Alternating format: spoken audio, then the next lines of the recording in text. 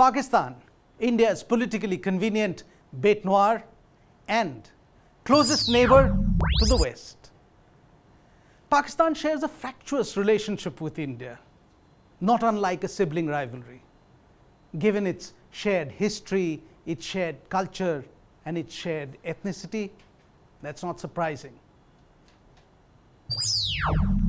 A land that is home to 207 million people across 4 provinces and 2 territories.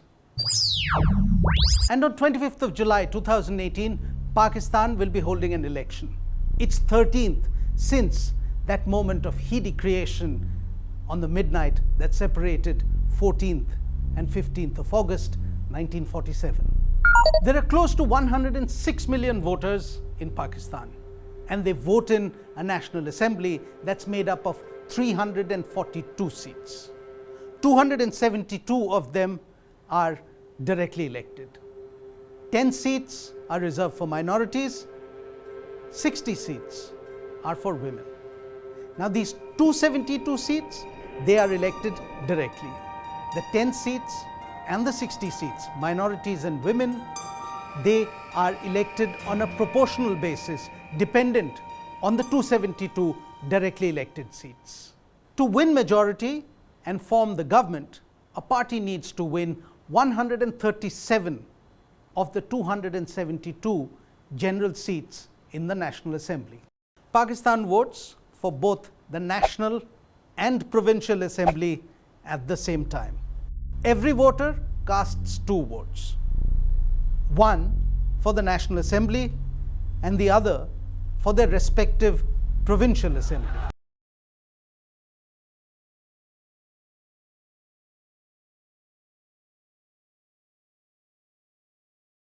Pakistan will go to the polls on 25th of July to vote in the next government.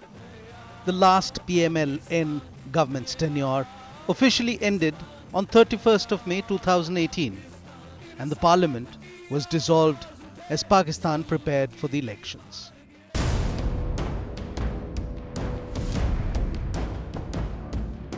In Pakistan, unlike international norms, a caretaker government under a caretaker prime minister is appointed to see the country through the elections.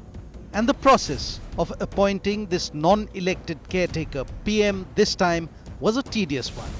Till finally on May 28, the opposition and the government agreed upon former Pakistan Chief Justice Nasirul Mulk to take the oath as the country's 7th caretaker prime minister.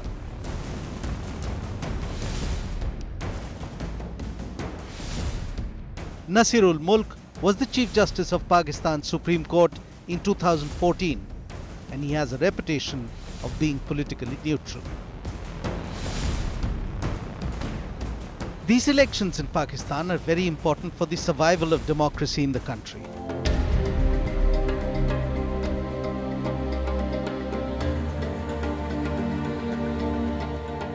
Pakistan made history in 2013 when one democratically elected government replaced another. And with this election, the process would continue without disruption. Because then, this would only be the second time in Pakistan's history that a civilian government will complete its term and hand over power to a succeeding civilian government.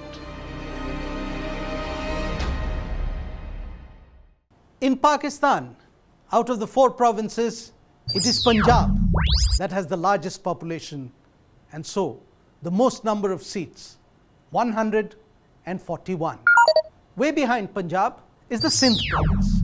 It is the next most populous in Pakistan, and so it accounts for 61 seats in the National Assembly. The 3rd province, which has a fair number of seats in the National Assembly, is Khyber Pakhtunkhwa, and it has 39 seats in the National Assembly. These 3 provinces of Pakistan, Punjab, Sindh and Khyber Pakhtunkhwa, are also important because they are the strongholds of the 3 most important political parties in Pakistan. Punjab. Punjab is the stronghold of Pakistan Muslim League, the Nawaz faction, or PMLN. Sindh. Sindh is the traditional stronghold of PPP, or Pakistan People's Party, the one that was formed by Zulfikar Ali Bhutto. And Khyber Pakhtunkhwa is PTI, Pakistan Tehreek-e-Insaf, the party of Imran Khan, and the party that first came to power here in 2013, the first time it formed a government ever since its formation in 1996.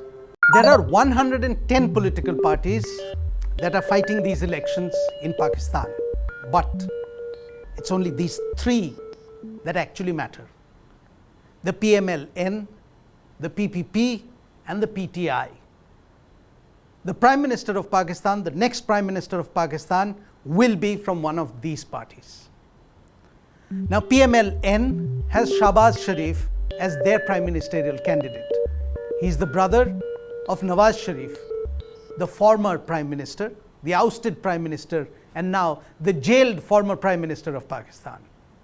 PPP, Bilawal Bhutto, the chief of the party, has announced that his father, former President Asif Ali Zardari, is their prime ministerial candidate. And PTI, Pakistan Tehreek-e-Insaf, there is only one person who can stake claim to be the next Prime Minister of Pakistan, and that is cricketer turned politician Imran Khan.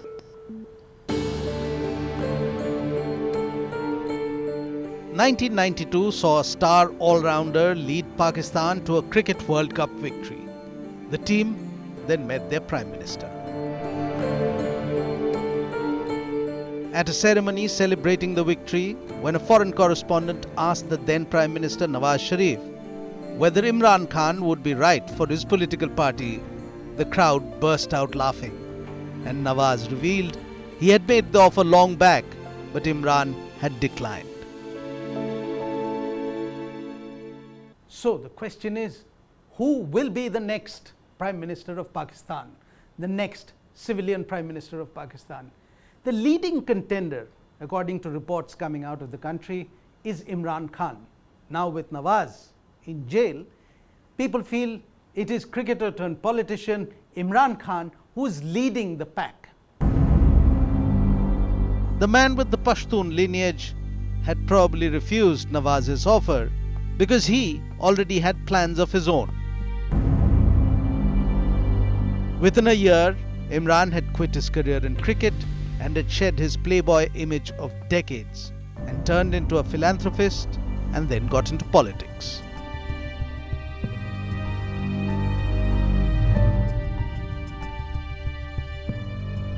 Criticizing governmental mismanagement and corruption in Pakistan, in 1996, Imran founded his own political party, the Pakistan Tehreek-e-Insaf, or the Movement for Justice.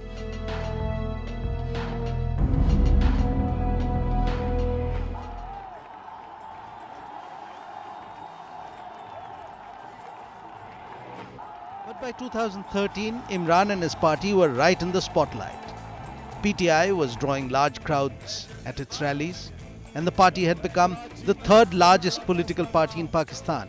आप इंशाल्लाह अपने बच्चों को बताएंगे कि नया पाकिस्तान जब बनने लगा था आप में बना रहे पाकिस्तान में थे. Imran Khan was seen leading an anti-corruption movement against Nawaz Sharif, all poised to take over the top post in the country.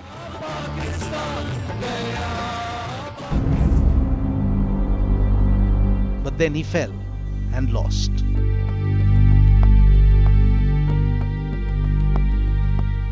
Sharif's PMLN won the race that year.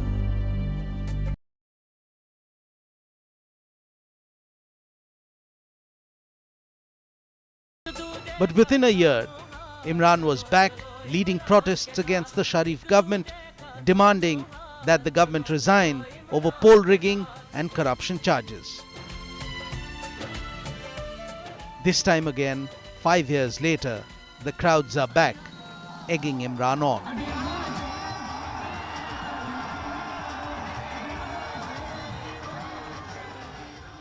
They are aiming and targeting the Punjab province, the provincial capital being Lahore. I am standing at Tokar Niaz Beg in Lahore, where Imran Khan is going to be addressing this constituency gathering in a little while from now. But it is being said that Imran Khan, the kind of intensity he has, the kind of support he has been able to attract, and the kind of attraction, the electables that he has in his party this time around, other in relation to 2013, is going to have a massive impact on the general elections. In fact, not only that, his party leaders are confident that Imran Khan is going to be the next Prime Minister of the country. Jail के अंदर एक भाई और दूसरा भाई के लिए jail इंतजार कर रहा है, ये फिरौन थे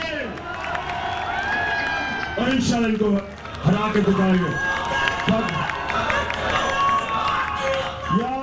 So has Imran's time finally arrived? With his arch rivals behind bars, Imran thinks that he is himself poised for victory. तो हम जो पाकिस्तान चाहते हैं, इंशाल्लाह 25 के बाद वो ये निचले तबके को ऊपर उठाएगा. While there is no doubt that there is a buzz around Imran in 2018, there are also the whispers, the accusations that he is but a tool of the military. On 17th of July, during an interview, Imran Khan asserted that the Pakistan Army is the sole institution working with great transparency, while all other government departments were devastated by corruption. Many people see Imran as the beneficiary of the Pakistan Army's bid to topple one of Pakistan's most popular grassroots politician, Nawaz Sharif.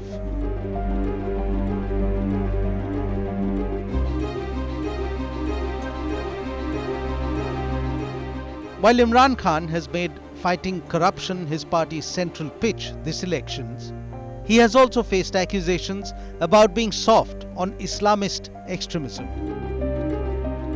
Fazlur Rahman Khalil, the founder of Harkatul Mujahideen, HUM, an internationally designated terror group, has been seen expressing support for Imran and his PTI party. Bilawal Bhutto Zardari of PPP has alleged that there is a movement underway to form a puppet alliance which will give Imran and his party a leg up. A veiled hint that the deep state, sections of the army establishment and Islamic groups were in bed together, and that Imran was their consensus frontman for the prime ministership.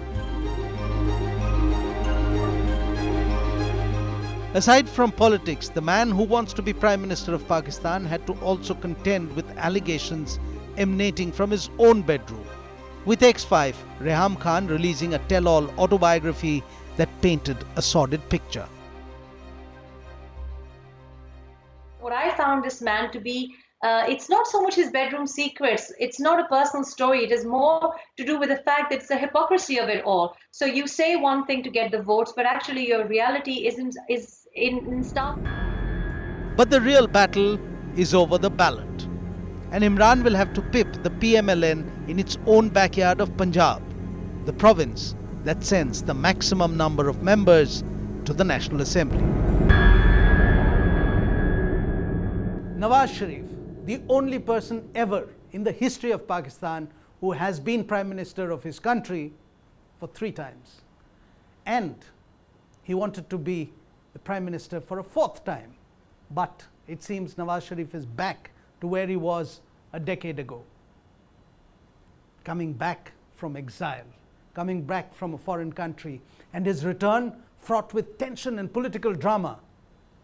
Now, Nawaz Sharif was arrested on his arrival, but soon after his arrest, a message to his supporters surfaced on social media, a message that people say may be turning quite a few votes his way. मेरे अजीज वतन के अजीज लोगों, अस्सलाम वालेकुम। मुझे आपसे दूर रखने के लिए कैद में डाल दिया गया है। मैं देख रहा हूं कि पूरे मुल्क को एक जेल में बदल दिया गया है। हमें अब जंजीरें तोड़ना होंगी, इस कैद से निकलना होगा।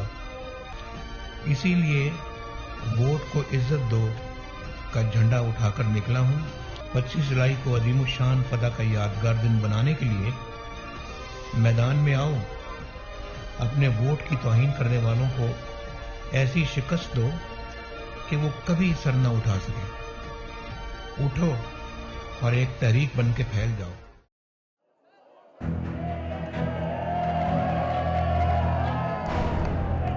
A year ago, nobody could have predicted that Nawaz, the Lion of Punjab, as he is known, would be appealing to the people of Pakistan from inside a jail.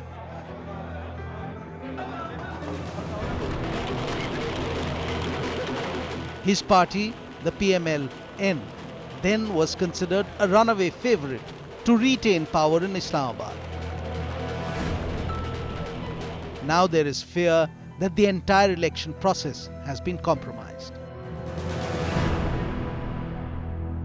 In the Pakistani political race, in which Pakistan Muslim League Nawaz and Nawaz Sharif family had been actually on the top when it came to contention and attracting voters for their support, is now an open playing field for political parties, and not anyone else but Imran Khan's Pakistan Tehreek-e-Insaf seems to be the prime beneficiary from this offshoot.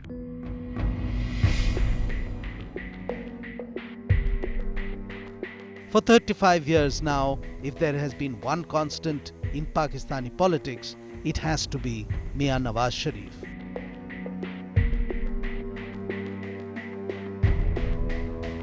In government or out of it, in opposition or in exile or in jail, Nawaz Sharif has always been one of the leading politicians of his times in Pakistan.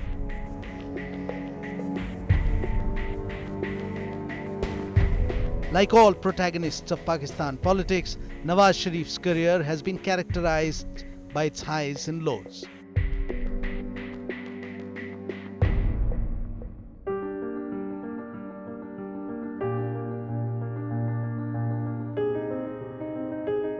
Nawaz was born into the family of a prominent Lahore industrialist in 1949. His family's wealth concentrated in the Punjab province.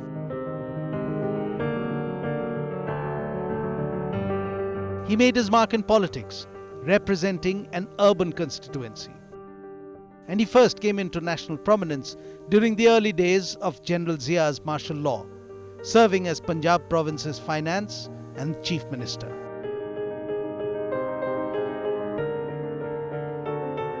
Initially, Nawaz Sharif, the politician, didn't impress the pundits much, but he proved himself a competent administrator.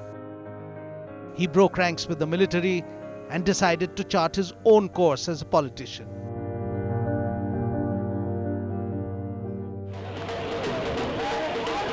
His first two stints as Prime Minister in the 90s were marred by corruption charges.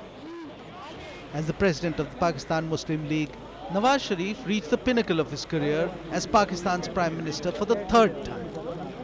I, Muhammad Nawaz Sharif, Do solemnly swear do solemnly swear In 2013, when he took over as the Prime Minister, nobody could have imagined that something like the leaking of the Panama Papers would happen.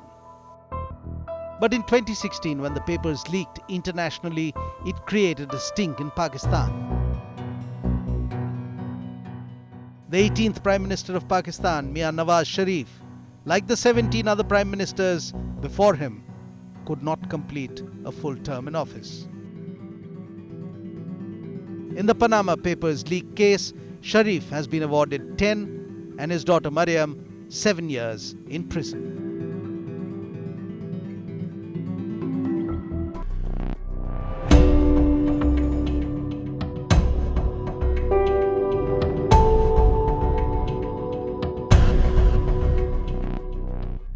Pakistan People's Party, PPP, is a political party in Pakistan that has always been associated with the name of Bhutto. But the prime ministerial candidate is not party chief Bilawal Bhutto, the son of Benazir Bhutto, the grandson of Zulfikar Ali Bhutto, but Bilawal's father, Asif Ali Zardari. Now, he has already been the president of Pakistan, but this time he's in the fray to be the prime minister of the country. On 17th of July 2018, the son presented the father as the best choice for premier for Pakistan. 29-year-old Bilawal Bhutto Zardari, co-chairman of the Pakistan People's Party, said His father and former president, the 62-year-old Asif Ali Zardari, will be the party's 2018 PM candidate. The announcement came after months of speculation, during which the Bhutto clan's scion was seen as the most desirable face to lead the PPP campaign. But it was not to be, because it was to be Zardari.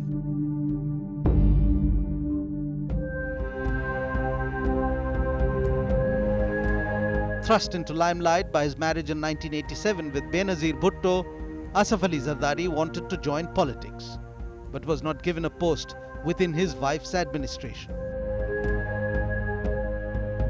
Soon enough, though, he earned for himself the nickname of Mr. 10%. The allegations were that to get anything commercial done in the Benazir Bhutto government, one had to pay 10% of the amount to Zardari.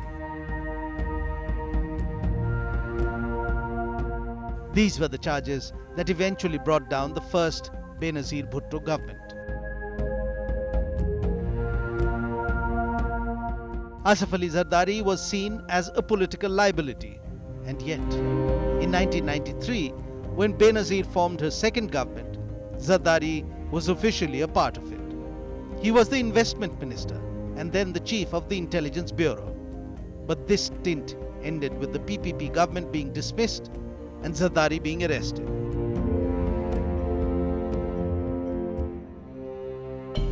A January 1998 report by the New York Times created quite the uproar. It detailed Zardari's vast corruption and misuse of public funds.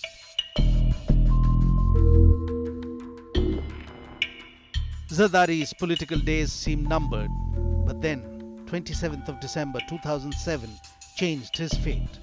The assassination of Benazir Bhutto on a comeback trail to become Prime Minister of Pakistan truly kick-started Zardari's political career. He took control of the political party that carried the Bhutto name. And less than a year of his wife's assassination, Asif Ali Zardari was elected the President of Pakistan. Zardari holds the record in Pakistan of being the only elected president to have completed a full 5-year term. Now in 2018, this elections, he wants to be the Prime Minister of his country. The question is, will the master manipulator succeed in swinging another win? Democracy in Pakistan is always very fragile. In the 70-odd years of its existence, Pakistan has been under military dictatorship for decades. For about 30 years, there have been military generals who have been dictators of Pakistan. So every election in Pakistan, there is a lot of tension, and there's also a lot of hope, and there's also a lot of fear. The deep state in Pakistan is always a player in how and what Pakistan is going to do in the days and years ahead. And this election is no different. At the stroke of midnight that separated 14th from 15th of August 1947, the tolling of the hour also separated an ancient land, till then bound by history, culture, and shared memories. Pakistan separated from India, and from then till now, it has been a tumultuous tale of its own creation when it comes to the governance of the country. For 3 of the intervening 7 decades, Pakistan has been under military rule. The Pakistan Army throwing up generals who also wanted to wield political power. 4 times in the past, a general of the Pakistan Army had directly taken over the reins of political power. Ample proof that the Army of Pakistan, far from being apolitical, always considered itself an integral part of the political process in the country.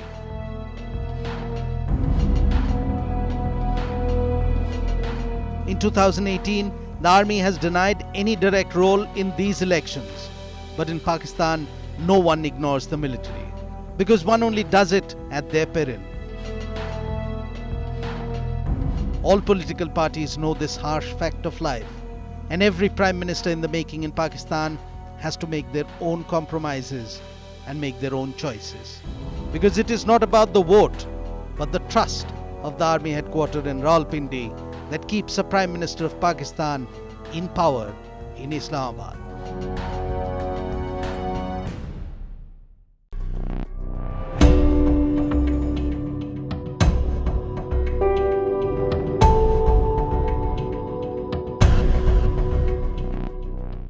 Thanks for watching the video.